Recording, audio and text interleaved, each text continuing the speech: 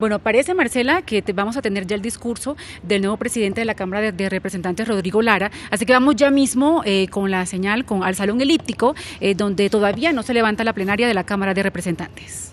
De la importancia de los valores de nuestra República y del Congreso. Quiero agradecer al doctor Miguel Ángel Pinto por el servicio prestado a la patria desde la presidencia de esta corporación y por su amabilidad en este proceso de empalme. Asumo la presidencia de la Cámara en un momento de transición para Colombia. Venimos del hábito de una guerra y estamos haciendo tránsito a las incertidumbres de la paz. Nuestra responsabilidad es enorme, pues de nosotros depende que esta guerra que ganamos gracias al extraordinario esfuerzo de la fuerza pública se consolide en una paz real y exitosa, con mayores oportunidades para todos y en un Estado capaz de resolver los problemas que aquejan a los colombianos y de sentar las bases de la prosperidad y de la equidad. Esta transición es determinante para que en un futuro no se repitan conflictos similares. Tenemos el deber de decirle la verdad y nada más que la verdad a los colombianos, y por ende debemos partir de un hecho incontrovertible. Llegamos a la mesa de negociación porque ganamos esta guerra. La guerrilla de las FARC negoció, se sentó en la mesa y entregaron las armas porque no lograron su propósito por la vía armada. Recordemos que esa guerrilla era un pequeño grupo armado, acantonado en 2 zonas rurales del país. Hasta 1978 no contaba con más de 450 combatientes, mal armados, que actuaban más como una autodefensa campesina que con una lógica de guerrilla ofensiva. Entre el 78 y 1981, las FARC se encontraron con el narcotráfico en el Yarí cuando el cartel de Medellín instaló allí un complejo industrial de procesamiento de narcóticos. Una alianza infausta que enriqueció descomunalmente a los narcotraficantes, que les entregó los recursos con los que luego amenazaron la estabilidad del Estado y que le permitió a las FARC el capital para expandirse por todo el territorio nacional y llenarlo de frentes de guerra. Con esos dineros de la droga, las FARC adquirieron armas, llegaron a zonas en donde no tenían arraigo y se les conoció en la costa caribe, en los Santanderes, Antioquia y Nariño, en tanto el narcotráfico le permitió a los carteles crear los primeros grupos paramilitares en el Magdalena Medio y en las sabanas del norte del país. En 1990, las FARC ya contaban con 11.000 hombres en armas y en 2002 habían erigido un verdadero ejército regular con cerca de 22.000 hombres armados. Y la guerra cambió. La guerra cambió porque atrás quedaban las escaramuzas, las emboscadas y las esporádicas escaramuzas al Ejército Nacional. Desde mediados de los 90, las FARC enfrentaban en guerra abierta a las fuerzas militares, controlaban territorios y movilizaban soberbiamente sus frentes en plena luz del día. Colombia se sentía derrotada.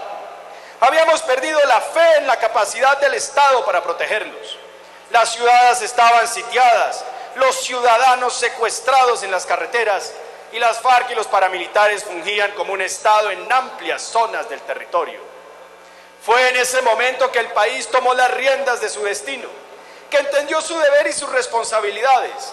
Había que arropar y apoyar a las fuerzas militares. El Congreso asumió difíciles decisiones presupuestales para modernizar a la fuerza pública y gracias a nuestra voluntad como nación pasamos de estar a la defensiva a la ofensiva. En 2006, las FARC contaban ya con 12.000 combatientes. En 2010 ya no contaban con 9.000 y en 2012, después de la ofensiva del ejército, habían pasado de 9.000 a apenas 6.000. Las FARC habían vuelto además a su condición inicial de guerrillas. Dejaron de controlar territorios, se replegaron a sus zonas históricas, se quitaron el uniforme, escondieron muchas de sus armas y volvieron a una estrategia de emboscadas y esporádicos ataques. cazador ahora era cazado. Vivían escondidos, aterrorizados de los ataques aéreos y de seguir perdiendo, y con la única perspectiva de seguir perdiendo a más de sus cabecillas. Estaban, desde un punto de vista estratégico, derrotados militarmente. Y fue en ese momento que el país enfrentó el dilema de la negociación. Algunos hubieran querido que esta guerra continuara indefinidamente hasta abatir el último de los guerrilleros. Otros alegaban, pensando que en unos años más de guerra las FARC habrían claudicado definitivamente. Pero quienes estuvieron en el frente de batalla, quienes pusieron el pecho, quienes entienden de la naturaleza de estos conflictos irregulares, sabían que había llegado la hora de la mesa de negociación. En las guerras de guerrillas no hay batalla decisiva, no hay batalla final como ocurre en una guerra convencional. Como lo expresó el exsecretario de Estado norteamericano Henry Kissinger después de la muy amarga experiencia de su país en Vietnam, las guerrillas ganan mientras no pierdan, mientras que los ejércitos convencionales pierden mientras no ganan. Y ganar totalmente una guerra de guerrillas ocurre solo cuando desaparece el foco, cuando muere el último de los combatientes irregulares.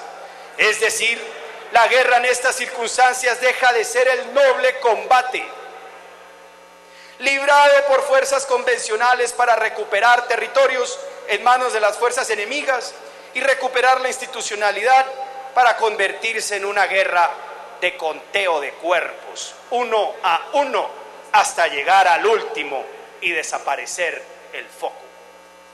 Yo me pregunto, ¿cómo podríamos nosotros someter a unas fuerzas militares convencionales, con ética y honor militar, profesionales, respetadas en el mundo entero, defensoras de la legitimidad democrática y respetuosas de los derechos humanos, a una guerra de esta naturaleza? ¿Era sensato para nosotros como país enfangarnos en un conflicto de esta índola después de haber logrado una victoria estratégica sobre este grupo? ¿Cuál hubiera sido el precio de una guerra de conteo de cuerpos hasta el último hombre de la guerrilla para la legitimidad de las fuerzas militares y, por ende, para la legitimidad de nuestras instituciones democráticas que nosotros representamos? Tenemos el deber, representantes, de hablar siempre con la verdad. No nos eligen para ser perfectos, nosotros, pero sí para ser sinceros. Nosotros ganamos esta guerra gracias al sacrificio de tantos hombres que dieron su vida en el campo de batalla. Ganemos esta guerra gracias a la obstinación de los dos gobiernos anteriores al actual y a este gobierno que se propuso la meta de finiquitar la victoria en la mesa de negociación, al esfuerzo del presidente de la República y de un competente equipo negociador en el cual participaron oficiales activos de las fuerzas militares. Esta guerra la ganamos gracias al honor militar de la Armada, de la Policía, del Ejército y de la Fuerza Aérea. Desde aquí expresamos nuestra gratitud a los soldados de Colombia por haberle puesto fin a esta guerra que dejó más de 220,000 muertos. Muchas gracias. Ganamos esta guerra y, no obstante, oh paradoja, el país, oh paradoja, está lleno de temores. Con la firma de la paz ha aumentado paradójicamente el desasosiego y la inquietud de los espíritus. El desconcierto se acentúa y la desconfianza en instituciones como el Congreso es cada día mayor. Oh paradoja, las guerrillas en su apogeo de su poder, en el apogeo de su poder, tal vez no habían inspirado a los colombianos tanto odio y tanto miedo como hoy, cuando han entregado las armas y están desapareciendo. El miedo que sentimos en Colombia, ese miedo que sienten tantos compatriotas ante esta situación, es el producto natural de los cambios. Es el resultado de vivir hoy una transición entre una guerra que convertimos en un hábito, que duró 54 años, una guerra que se convirtió en nuestro marco de referencia, con el que interpretábamos la política, con el que asignábamos las prioridades presupuestales, con el que apoyábamos y votábamos las reformas tributarias, con la que crecimos la mayoría de nosotros, con la que llegamos a entender la realidad en una simple dicotomía entre buenos y malos. Es el miedo el producto de esa transición entre el hábito de la guerra y las incertidumbres de la paz. Nada teme el hombre más que ser tocado por lo desconocido, dice Elías Canetti en su obra Masa y Poder. Queremos identificarlo todo, al menos poder clasificarlo. En todas partes el hombre elude el contacto con lo extraño. Y la paz es una nueva realidad, es algo extraño y desconocido para la mayoría de los colombianos. Esto explica las incertidumbres, el temor, la intranquilidad y el desasosiego del país. Ahora bien, quiero reafirmar antes que nada mi convicción, respetados colegas, de que lo único que debemos temer es el propio miedo. Ese terror sin nombre, irracional e injustificado, que paraliza los esfuerzos que requiere el país de ahora en adelante. El propósito que nos corresponde asumir en esta legislatura es despejar ese miedo que paraliza. Es enviarle un parte de tranquilidad a todos los colombianos que confían en nosotros.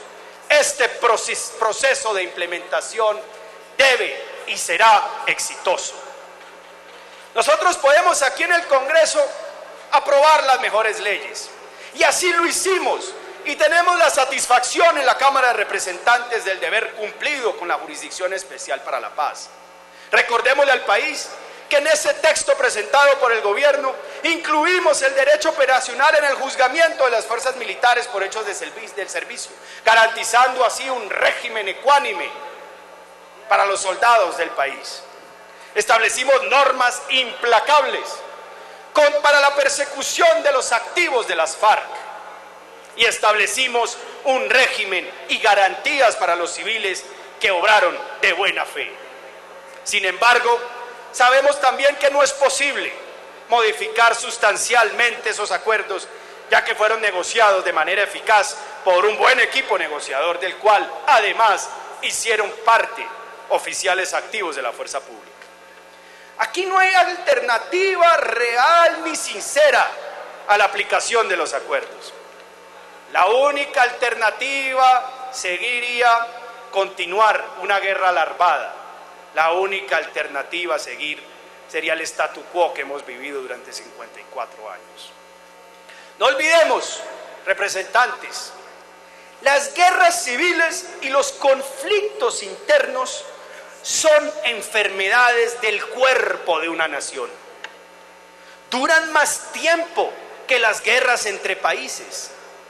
Son larvadas, no se declaran, y la inercia las proyecta en el tiempo, porque nunca son totales.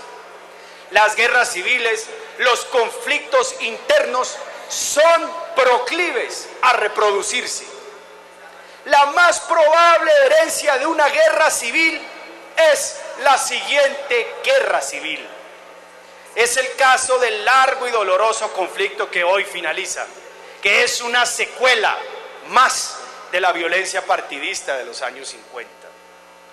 Si observamos la última década en el mundo, casi todas las guerras civiles han sido la reanudación de una guerra civil anterior.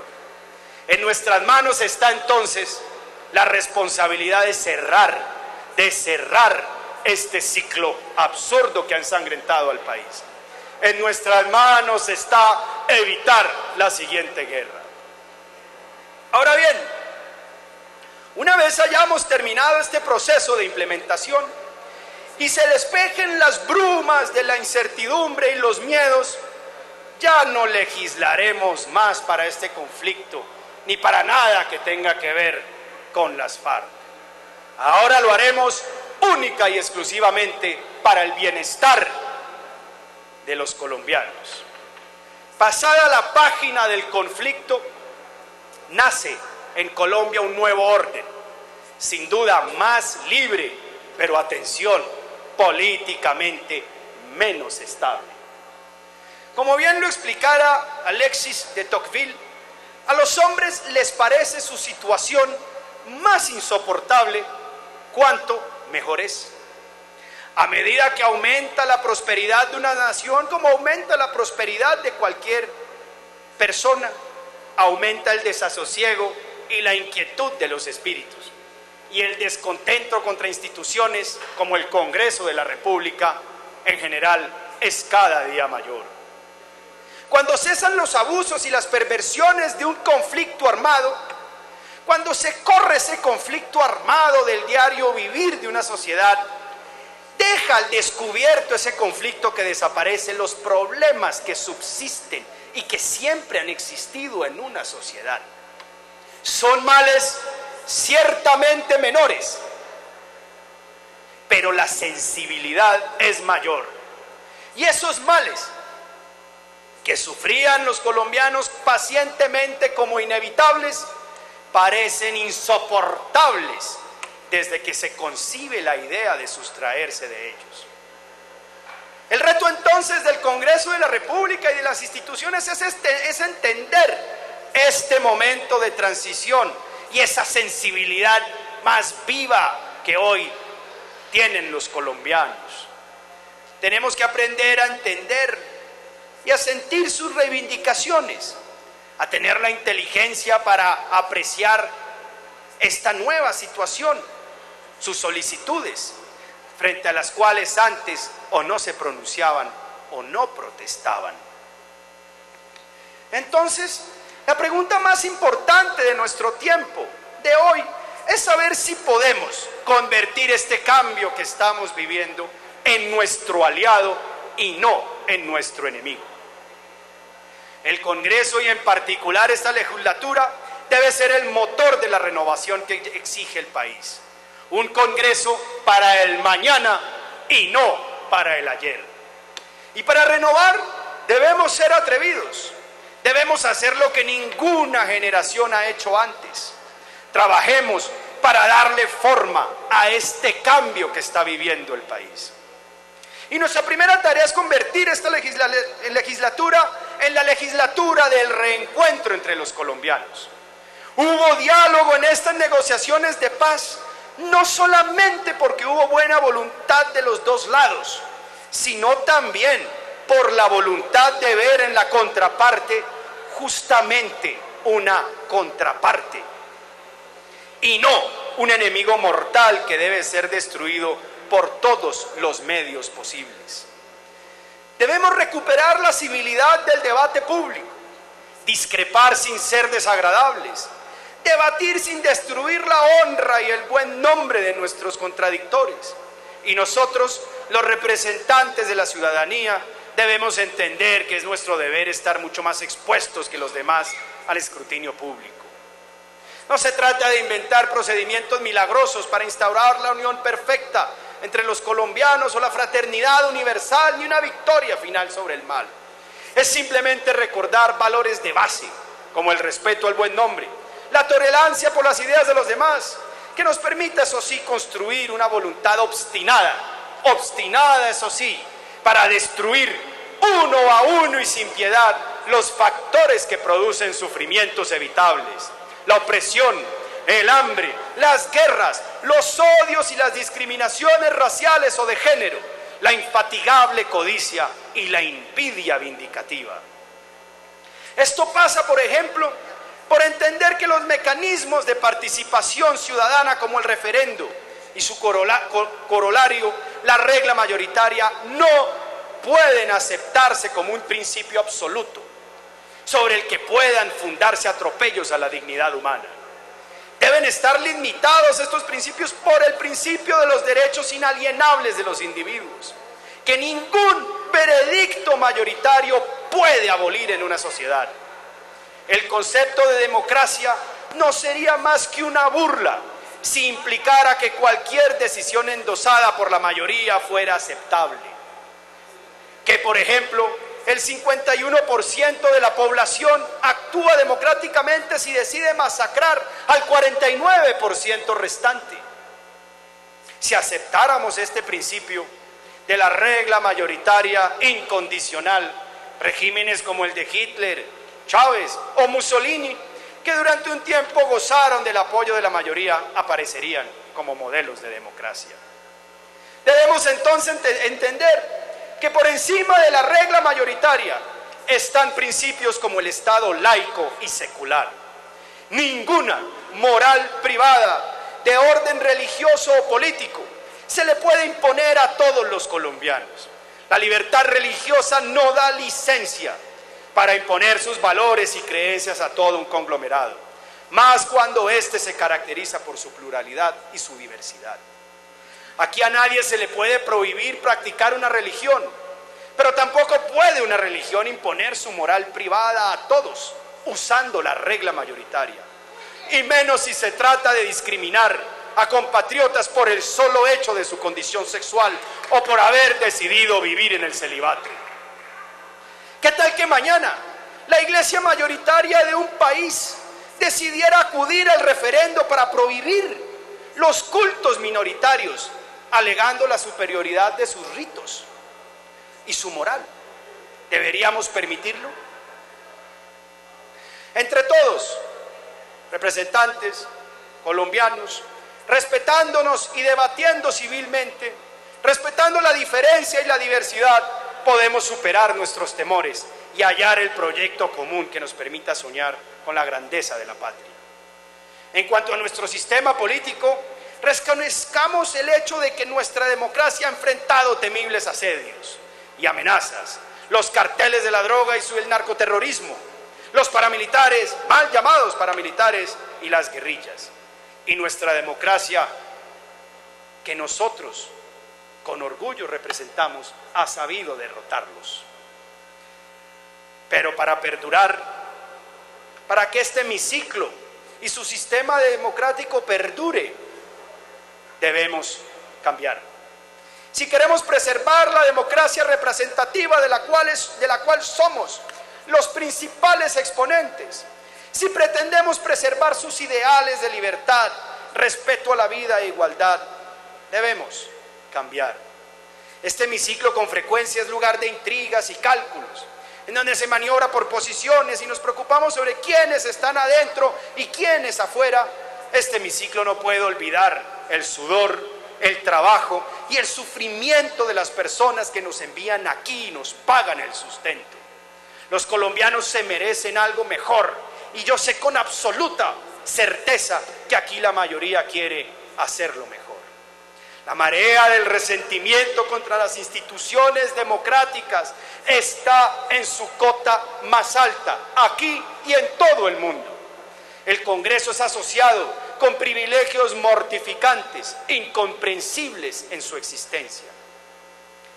Hay entonces un trabajo por hacer, pero partamos del reconocimiento de la verdad y tengamos el valor de explicarle a los colombianos las razones del imperfecto funcionamiento de nuestra democracia.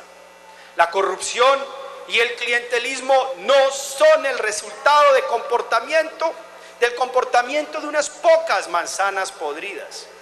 Es el sistema y las reglas actuales de competencia política y que pone a seres humanos de carne y hueso a competir en ellas el responsable real y de fondo de la corrupción y el clientelismo.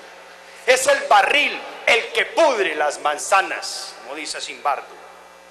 Las cacerías de brujas que tanto afeccionan a algunos en el país no resuelven el problema de fondo y generalmente, como toda cacería de brujas, terminan sacrificando los eslabones más débiles de la cadena y del sistema. Al fin y al cabo, en la España de la Inquisición no se quemaba hombres, se quemaban mujeres. Las cacerías de brujas solo sirven para crear estereotipadas concepciones del otro y del sistema, percepciones deshumanizadas, monstruos abstractos que merecen, eso sí, ser destruidos en las modernas hogueras de los linchamientos mediáticos y de las redes sociales, pero poco o nada resuelven los problemas de fondo de nuestro sistema político. Yo creo que ya viene siendo hora de que nos sinceremos, que resolvamos las causas reales del imperfecto funcionamiento del sistema político colombiano. Colombia necesita con urgencia la creación de un sistema real de carrera administrativa que le impida tanto al Congreso, pero también a la rama ejecutiva, el acceso indiscriminado a los más altos cargos de la administración pública. Que le entregue de verdad esos puestos a los colombianos por su esfuerzo, por su mérito, por su capacidad, y no por las conexiones políticas, el amiguismo, prerrogativas o privilegios. Y esto también abarca la rama judicial, que necesita estrictamente un sistema de carrera administrativa cerrado. Es imperativo también modernizar el control fiscal. En materia económica, solo se mejorará la vida de los colombianos si el país es próspero, si el país prospera, si el país crece y se desarrolla. Prosperidad y verdadero crecimiento económico con empleos dignos y de calidad. En esto reside la felicidad de un pueblo. El crecimiento, a diferencia de las bonanzas que hemos vivido en los últimos años, no cae del cielo. Es el resultado de un Estado capaz de sentar las bases, de promover con perseverancia ciencia y tecnología, que 20 o 30 años después le sirva al mercado y a sus emprendedores estrella para crear industrias con valor agregado. Esa mezcla de un Estado visionario y capaz y de aquellos que trabajan y se esfuerzan por salir adelante es lo que le ha permitido a las naciones subir por la escalera del desarrollo. Las bonanzas, como la que vivimos desde 2005, producen rentistas que anteponen ocio sobre el trabajo, el placer sobre la disciplina emprendedora. Preocupa mucho la reprimarización de nuestra economía. Hacíamos bien la tarea macroeconómica, ordenábamos las cuentas para que nos sigan prestando, pero seguimos comprando más de lo que vendemos y no hemos visto que en estos últimos 15 años se haya hecho nada realmente serio para crear tejidos de desarrollo que generen progreso real. El crecimiento económico no llega de la mano de Dios y tampoco se logra juntando puntas en las ruedas de negocios. Solamente se logra cuando el Estado facilita las cosas para que las mentes más brillantes desde el mercado y su iniciativa se tomen el mundo con sus realizaciones. Con nuestros compatriotas campesinos tenemos la más grande de todas las deudas. Es increíble y perdimos la capacidad de asombro que en medio de los extraordinarios adelantos tecnológicos de la ciencia reciente y de los demás progresos materiales de la civilización, permanezcan los campesinos sin industrias y completamente aislados de cualquier bienestar. Aunque conservan la inteligencia y la perspicacia propia de los colombianos, no han aprendido a utilizarla, ni siquiera progresan en el cultivo de la tierra, su única ocupación. Tenemos ante nuestros ojos que perdieron la capacidad de asombrarse, ante nuestros ojos urbanos del siglo XXI, la agricultura del siglo XV. Viven los campesinos en tal estado de precariedad que hoy sus hijos solo logran destacarse en el oficio de las armas, cuando tienen suerte en nuestro ejército, pero muchos de ellos solo logran hacerlo en los grupos irregulares, trátese de FARC, BACRIM o de cualquiera sea la denominación, pues al fin y al cabo en su raíz viene siendo casi el mismo fenómeno. Las armas ilegales y la coca parecen ser el único camino que tienen estos jóvenes para vivir, para obtener algún ingreso y para entrar en contacto con un mundo distinto al que les vio nacer. Tal es el estado de aislamiento y miseria en que viven los campesinos del país. Con la ley de tierras, que aún no conocemos en su texto, tenemos la oportunidad histórica de congregarnos en torno a la solución de este problema para detener de una vez y para siempre los ríos de sangre que fluyen desde nuestros campos. Podremos expandir la frontera agrícola en un marco de propiedad campesina y gran producción industrial. Seguridad, propiedad, justicia social y paz jurídica son las claves. Tenemos también un gran deber y es la preservación del capital humano y los conocimientos adquiridos por nuestra fuerza pública durante este conflicto. Por primera vez en la historia contamos con una fuerza pública con tal nivel de competencias y reconocimiento. Debemos lograr la transición entre una fuerza pública antisubversiva a una dotada con los medios para defender la soberanía y proyectar nuestra influencia regional. Proporcionar la fuerza adecuada para conservar los principios de la nación y asegurar la presteza de la fuerza pública para la acción inmediata en caso de emergencia. Son responsabilidades de la rama ejecutiva que el Congreso tiene la obligación de facilitar y propiciar. La producción de material para las fuerzas militares en condiciones modernas requiere un determinado tiempo que no permite postergarse para la eventualidad en que las hostilidades se hagan inminentes. Nuestra Fuerza Aérea exige una urgente modernización. Carecemos de sistemas de defensa antiaérea y nuestras fragatas salen de servicio en el año 2025. Hoy estamos en capacidad de construirlas en Cotecmar. La paz internacional se preserva con la previsión de los estadistas y son los medios militares los que le dan sentido y fuerza al discurso diplomático. Que las reyertas de la política local no nos distraigan de nuestra responsabilidad actual con el desenlace del diferendo limítrofe con Nicaragua.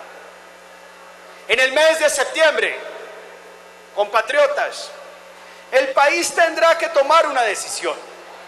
¿Respondemos o no la demanda presentada por Nicaragua, reivindicando nuestra plataforma marítima, o la declaramos espuria y nos retiramos definitiva y completamente del proceso en la Corte Internacional de Justicia?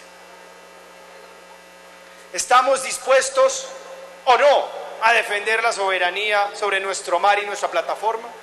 ¿Le estamos entregando los medios y las capacidades a la diplomacia y a nuestras Fuerzas Armadas para ejercer esa soberanía sobre nuestras aguas, sobre nuestras islas que están apenas a 140 millas náuticas de la costa nicaragüense? Conocemos aquí en el Congreso de la agresiva política de rearme de Nicaragua y de sus alianzas internacionales. Nos hemos preguntado sobre esas alianzas para desarrollar y llevar a cabo operaciones aeronavales entre Venezuela y Nicaragua. Sabíamos aquí en el Congreso que Nicaragua adquirió patrulleras misileras con las que pueden equiparar nuestras fuerzas en el Caribe. Sabemos también que Nicaragua está en proceso de adquisición de aviones caza a apenas 140 millas náuticas de San Andrés y Providencia. Los retos del posconflicto, respetados representantes, son grandes y reales. Son muchos y no son fáciles de resolver.